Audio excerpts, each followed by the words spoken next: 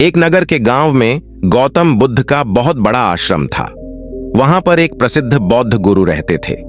वहां पर उनका एक शिष्य बहुत बोलता और बकबक करता रहता था। वह हर समय इधर उधर की बातें करता था। जब वह भिक्षा लेने के लिए जाता तो हर घर से एक नई कहानी बातें लेकर आता और आश्रम के दूसरे शिष्यों को सुनाता था। एक शिष्य की दूसरे से बुराई करता, चुगली करता और दूसरों के सामने अच्छा बनने का कोशिश करता। खुद के मुंह से ही खुद की तारीफ, प्रशंसा करता रहता और हमेशा ही खुद को गुरु के सामने सबसे बुद्धिमान और उत्तम साबित करने का प्रयास करता। वह खुद को सभी शिष्यों से अलग और श्रेष्ठ मानता था। उसका कहना था कि मैं एक अमीर घर का बालक हूं। अगर मैं चाहता तो एक आरामदायक और सुख सुविधाओं से भरा जीवन जी सकता था, लेकिन मैं वह सब छोड़कर यहां आ गया क्योंकि मुझे सत्य की खोज करनी है, खुद को जानना है, जीवन को जानना है। इसीलिए मेरा त्याग तुम सबसे बड़ा है। एक दिन गुरु ने आश्रम के सभी शिष्यों को बुलाकर कहा, आप सभी को अगले 1 महीने के लिए कोई ना कोई संकल्प लेना है। इससे आपकी संकल्प शक्ति मजबूत होगी और आप में आत्मशक्ति का संचार होगा। आप सभी अपने सामर्थ्य के अनुसार कोई भी संकल्प ले सकते हैं और यदि 1 महीने से पूर्व आप में से जिसका भी संकल्प टूट जाएगा तो वह अपनी पुरानी दिनचर्या में वापस आ जाएंगे। सभी शिष्यों ने अपनी शक्ति के अनुसार छोटे बड़े संकल्प लिए और गुरु को अपने अपने संकल्प के बारे में बताकर वहां से चले गए। लेकिन वह शिष्य जो खुद को सबसे अलग और बड़ा दिखाना चाहता था, वह सीधे गुरु की कुटिया में पहुंच गया और बोला, मैं कोई छोटा मोटा संकल्प नहीं लेना चाहता, बल्कि खुद की ही जैसे एक बड़ा और महान संकल्प लेना चाहता हूं। कृपया आप ही बताएं क्या संकल्प लेना चाहिए। उसकी यह बात सुनकर गुरु मुस्कुराए और बोले, क्या तुम मेरे द्वारा दिए गए संकल्प को पूरा कर पाओगे? क्या तुम्हारे लिए उसे पूरा करना संभव होगा? शायद नहीं। वह तुम्हारे लिए संभव नहीं है। तुम उसे पूरा नहीं कर पाओगे, इसीलिए तुम खुद ही कोई संकल्प ढूंढो। शिष्य ने कहा, नहीं गुरुदेव, आप जो भी संकल्प मुझे देंगे मैं जरूर उसे पूरा करूंगा। गुरु ने कहा, ठीक है, तो तुम अगले 1 महीने तक चुप रहोगे, मुंह से एक शब्द भी नहीं निकालोगे। यही तुम्हारा संकल्प है। शिष्य ने कहा, गुरुदेव, यह भी कोई संकल्प है? यह तो बहुत ही आसान है। 1 महीने तक चुप ही रहना है। आप कोई बड़ा संकल्प दीजिए जो मेरी योग्यता के लायक हो, जिसे पूरा करने में मुझे समस्या हो। गुरु ने कहा, पहले तुम इस संकल्प को तो पूरा करके दिखाओ। शिष्य ने गुरु की बात मान ली और वह उसी समय चुप हो गया और पलटकर कुटिया से बाहर चला गया। उसे चुप रहना बहुत आसान लग रहा था। उसने एक दिन तो जैसे तैसे चुप रहकर काट लिया, लेकिन दूसरे दिन से उसके मन में ना बोलने का बोझ बढ़ने लगा। तीसरे दिन उसे भारीपन महसूस होने लगा और चौथे दिन उसके अंदर एक अजीब सी बेचैनी होने लगी, क्योंकि आसपास आश्रम के सभी शिष्य एक दूसरे से बातें कर रहे थे। वह भी अपना पक्ष उनके सामने रखना चाहता था, उनकी बोलती बंद कर देना चाहता था, लेकिन उसका संकल्प उसके आड़े आ रहा था।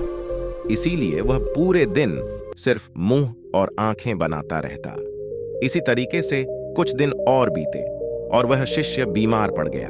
उसका सिर फटा जा रहा था। उसका खाने पीने तक का मन नहीं कर रहा था। वह सिर्फ बोलना चाहता था। वह गुरु के पास गया और उनके सामने बैठकर लिखकर उन्हें बताया, गुरुदेव, मैं बोलना चाहता हूं। बिना बोले मुझे सांस नहीं आ रही। मेरा दम घुटता जा रहा है। मैं अंदर ही अंदर पागल हुआ जा रहा हूं। मैं क्या करूं? संकल्प तोड़ दूं क्या? यह पढ़कर गुरु मुस्कुराए और बोले, संकल्प तो तोड़ने के लिए ही होते हैं, लेकिन जो अपने संकल्प को पूरा कर लेता है वही अपनी आंतरिक शक्ति को बढ़ाता है, और जो अपनी आंतरिक शक्ति को बढ़ा लेता है वह समाज और जागृति की राह पर आगे बढ़ जाता है। संकल्प का लेना भी तुम्हारे हाथ में था और इसे तोड़ना भी तुम्हारे ही हाथ में है। तुम्हारे बहुत से भाई अपने संकल्प को तोड़कर अपनी पुरानी दिनचर्या पर वापस आ चुके हैं। अगर तुमसे नहीं हो पा रहा तो तुम भी संकल्प तोड़कर अपनी पुरानी दिनचर्या पर वापस जा सकते हो। लेकिन याद रहे, अगर आज तुम इस छोटे से संकल्प को नहीं संभाल पा रहे तो तुम अपनी बाकी की पूरी जिंदगी को कैसे संभाल सकोगे?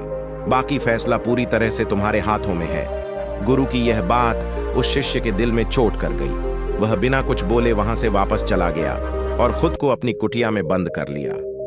वह केवल अपने जरूरी कामों के लिए ही कुटिया से बाहर निकलता, बाकी सारे समय कुटिया के अंदर ही बैठा रहता।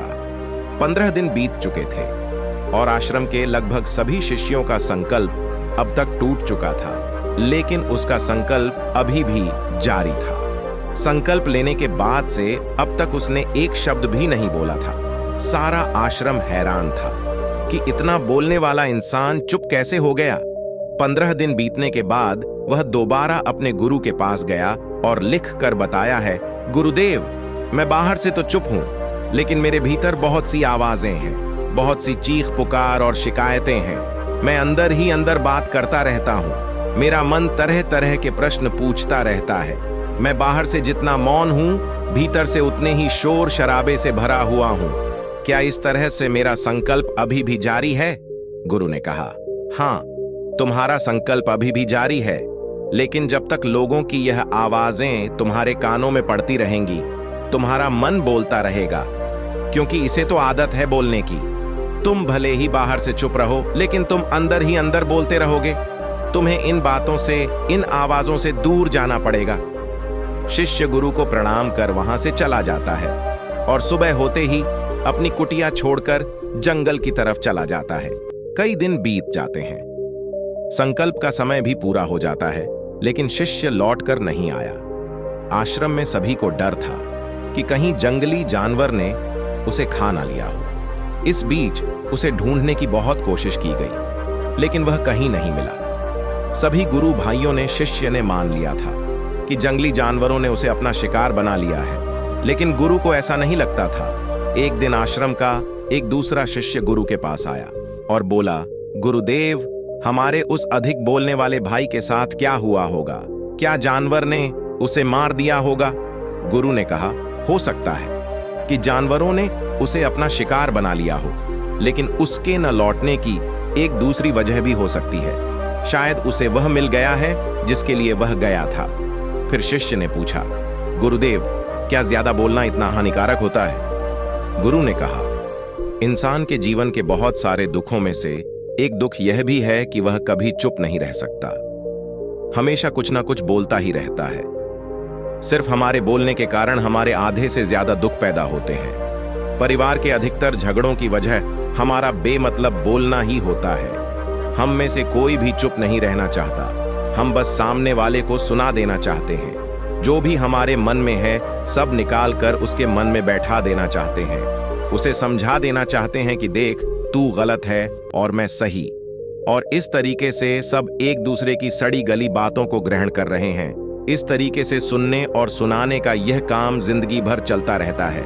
लेकिन इस नासमझी में हम अपना समय, अपना जीवन, अपनी समझ और सबसे महत्वपूर्ण वो कीमती पल जो जिया जा सकते हैं, जिनको अनुभव किया जा सकता है, जिनमें आनंद को प्राप्त किया जा सकता है, ये सब खो देते हैं। लेकिन इसके बदले हमें मिलता क्या है? कुछ नहीं, सब व्यर्थ और बर्बाद हो जाता है। इस पागलपन में हमने क्या खो दिया, इसका एहसास केवल कुछ ही लोगों को हो पाता है। बाकी लोग जैसे उन्हें अपने आने का पता नहीं, वैसे ही उन्हें अपने जाने का भी पता नहीं चल पाता। शिष्य ने कहा, तो फिर इसका समाधान क्या है? गुरु ने कहा, पूरी जागरूकता के साथ अपने विचारों को देखना यही एकमात्र तरीका है। सारी मानसिक समस्याओं का वर्तमान में रहकर चिंतन करना, पूरी जागरूकता के साथ अपना काम करना जिंदगी में चमत्कारिक बदलाव ला देता है। उसके बाद वह शिष्य गुरु से अपने प्रश्नों का उत्तर पाकर उनको प्रणाम करके वहां से चला गया। उस शिष्य को आश्रम छोड़कर गए हुए 3 महीने का समय बीत चुका था, लेकिन उसकी कोई खबर न थी। अब तक तो सभी गुरु भाइयों ने भी उसके वापस लौटने की उम्मीद छोड़ दी थी, लेकिन एक दिन वह आश्रम लौट आता है। उसे देखकर सभी के आश्चर्य और खुशी का ठिकाना न रहा। लेकिन अब वह नहीं था जो यहां से गया था। वह कुछ और ही बनकर वापस आया था। उसके अंदर एक गजब का बदलाव महसूस किया जा सकता था। उसके चेहरे पर एक गजब का ठहराव और आंखों में बड़ी शांति थी। जब मैं खुद में भी शोर करना चाहता हूं, तब भी एकांत में ही होता हूं। अब सब दिखाई पड़ने लगा है, सब सुनाई पड़ने लगा है। गुरु ने कहा, जब तक हम बाहर की तरफ बोलते रहेंगे, भीतर अशांति ही रहेगी। लेकिन जिस दिन हम भीतर की तरफ मुड़ जाएंगे, तब हमारे मुंह से कुछ भी निकलेगा, हम शांत ही रहेंगे। दुनिया में जितनी भी बुराइयां हैं, ज्यादातर हमारे बोलने से ही उत्पन्न होती है, क्योंकि हम चुप रहना नहीं चाहते। हम जितनी जरूरत है उससे कहीं ज्यादा बोलते हैं। हम सामने वाले को सुनना नहीं चाहते, बल्कि उसकी बोलती बंद कर देना चाहते हैं। उसे समझा देना चाहते हैं कि मैं कौन हूं, मैं क्या कर सकता हूं, और यही हमारी जिंदगी का मकसद बनकर रह जाता है। हमारी सारी ऊर्जा व्यर्थ के बोलने में बर्बाद होती रहती है। ऐसे ही समाज में लोगों का जीवन दुखों से भर जाता है, जो हमेशा एक दूसरे को सुनाने में लगे रहते हैं। कभी एक दूसरे को सुनना नहीं चाहते, समझना नहीं चाहते, और चुप रहना तो उन्होंने कभी सीखा ही नहीं, क्योंकि चुप रहना उन्हें छोटा महसूस करवाता है। दुनिया की सभी लड़ाइयों का कारण हमारा बोलना ही है, इसलिए हमें सिर्फ उतना ही बोलना चाहिए जितना जरूरी हो, क्योंकि व्यर्थ का बोलना ऊर्जा को नष्ट करना है, और यह बोलना ही हमें कभी अपने भीतर की ओर लौटने नहीं देता, क्योंकि यह हमें बाहर की ओर खींच कर रखता है, और बाहर है ही क्या इस संसार के अलावा। लेकिन अगर अपने भीतर के संसार की ओर मोड़ना है तो इस मुंह को बंद ही रखना चाहिए। इसीलिए जितने भी बुद्ध हुए, आत्मज्ञानी हुए, वह सभी एकांत की ओर भागे, ताकि उन्हें ज्यादा ना बोलना पड़े, ज्यादा सुनना ना पड़े। वह एकांत में रहे और शांत रहे, इसीलिए आसानी से भीतर की यात्रा कर पाएं। लेकिन अगर कोई चाहे तो इस संसार में रहकर भी एकांत में रह सकता है, शांत रह सकता है, लेकिन इसके लिए उन्हें अपनी ऊर्जा बचानी होगी, जिसे वह अब तक अपने व्यर्थ के शब्दों में बर्बाद कर रहे थे। दोस्तों, आगे इन 10 जगह पर हमेशा चुप रहें जानने के लिए वीडियो में बने रहे। पहला, स्थितियां जिनमें आपको हमेशा चुप रहना। पहला, स्थिति जब आपका निर्णय धूमिल हो जाए। पहला क्षण जब आपको बोलने से बचना चाहिए, वह तब होता है जब आपको स्पष्ट रूप से सोचने में कठिनाई हो रही हो। यह कई कारणों से हो सकता है। शायद आप थके हुए हैं, प्रभाव में हैं, क्रोधित हैं या चिंतित हैं। इन मामलों में बोलने से पहले कुछ क्षण इंतजार करना बेहतर है। यदि आप ऐसा नहीं करते हैं तो आप कुछ ऐसा कह सकते हैं जिसके लिए आपको बाद में पछताना पड़ेगा। यदि आप अपने विचारों को विकसित होने के लिए समय देते हैं और फिर भी उसी तरह सोचते हैं, तो आप इस पर बाद में चर्चा कर सकते हैं, लेकिन तब नहीं जब आप भावनात्मक रूप से या अन्य तरीकों से विवश हों। दूसरा, स्थिति जब आपकी बातें नुकसान पहुंचाएंगी। दूसरा उदाहरण जिसमें आपको बोलने से बचना चाहिए, वह तब होता है जब आपके शब्द मददगार होने की बजाय हानिकारक होने की अधिक संभावना रखते हैं।